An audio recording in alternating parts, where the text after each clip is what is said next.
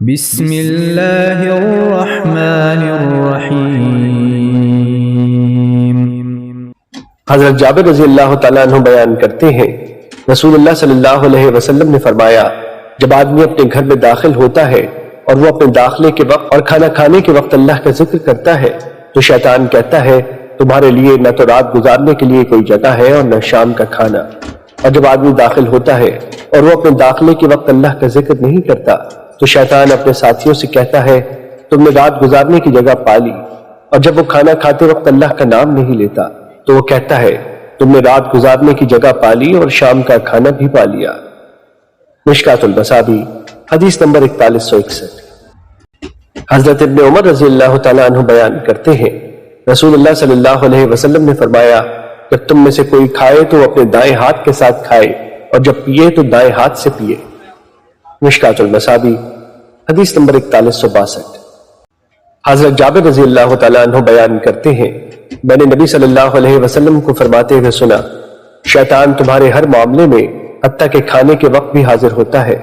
جب تم میں سے کسی سے لقمہ گر جائے تو وہ اسے صاف کر کے کھا لے اور اسے شیطان کے لیے نہ چھوڑے، اور جب فارغ ہو جائے تو اپنی انگلیاں چاٹ لے، کیونکہ وہ نہیں جانتا کہ اس کے کھانے کے کس حصے میں برکت ہے۔ مشکات المصابیح حدیث نمبر 4167۔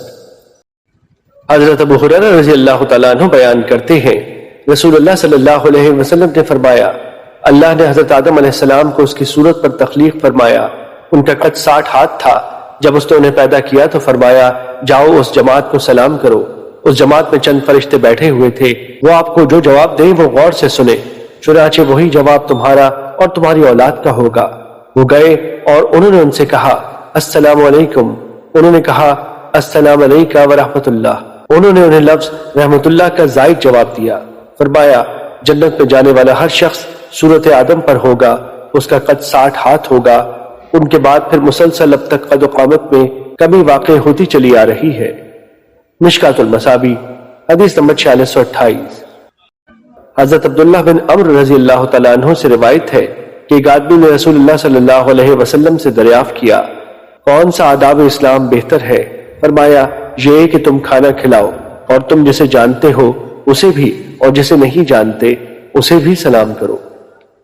مشکات المصابیح حدیث نمبر 4629۔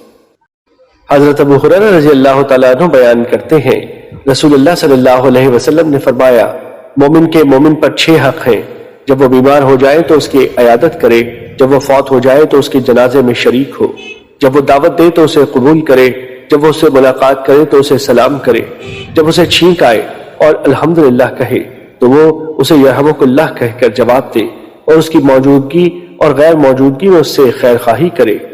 مشکات المصابیح حدیث نمبر 4630۔ عبداللہ بن مسلمہ قانبی نے امام مالک رحمۃ اللہ علیہ سے بیان کیا، ان سے ابو زناد نے، ان سے عبد الرحمن عارج نے، ان سے ابو ہریرہ رضی اللہ عنہ نے کہ رسول اللہ صلی اللہ علیہ وسلم نے جمعے کے ذکر میں ایک دفعہ فرمایا کہ اس دن ایک ایسی گھڑی آتی ہے جس میں اگر کوئی مسلمان بندہ کھڑا نماز پڑھ رہا ہو اور کوئی چیز اللہ پاک سے مانگے تو اللہ پاک اسے وہ چیز ضرور دیتا ہے۔ ہاتھ کے اشارے سے آپ نے بتلایا کہ وہ ساعت بہت تھوڑی سی ہے۔ صحیح بخاری حدیث نمبر 935۔ سالم بن ابی جعد نے کہا کہ ہم سے جابر بن عبداللہ رضی اللہ عنہ نے بیان کیا کہ ہم نبی کریم صلی اللہ علیہ وسلم کے ساتھ نماز پڑھ رہے تھے، اتنے میں غلہ لادے ہوئے ایک تجارتی قافلہ ادھر سے گزرا، لوگ خطبہ چھوڑ کر ادھر چل دیے، نبی کریم صلی اللہ علیہ وسلم کے ساتھ کل 12 آدمی رہ گئے۔ اس وقت سورہ جمعہ کی یہ آیت اتری۔ ترجمہ: اور جب یہ لوگ تجارت اور کھیل دیکھتے ہیں تو اس طرف دوڑ پڑتے ہیں اور آپ کو کھڑا چھوڑ دیتے ہیں۔ صحیح بخاری حدیث نمبر 936۔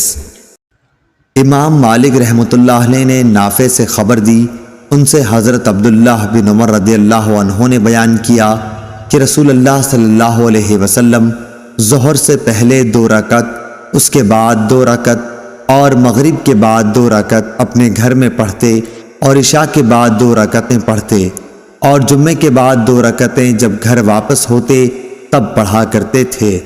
صحیح بخاری حدیث نمبر 937۔ ابو حازم سلمہ بن دینار نے سہل بن سعید کے واسطے سے بیان کیا، انہوں نے بیان کیا کہ ہمارے یہاں ایک عورت تھی جو نالوں پر اپنے ایک کھیت میں چقندر بوتی۔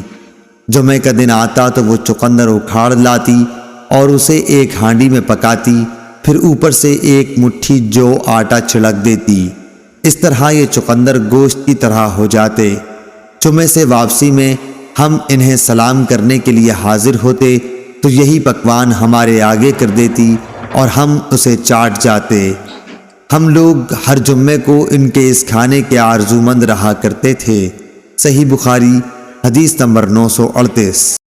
حضرت حذیفہ رضی اللہ تعالیٰ عنہ بیان کرتے ہیں، رسول اللہ صلی اللہ علیہ وسلم ہمیں خطاب فرمانے کے لیے ایک جگہ کھڑے ہوئے تو آپ نے اس وقت سے لے کر قیامت تک ہونے والے تمام واقعات بیان فرمائے۔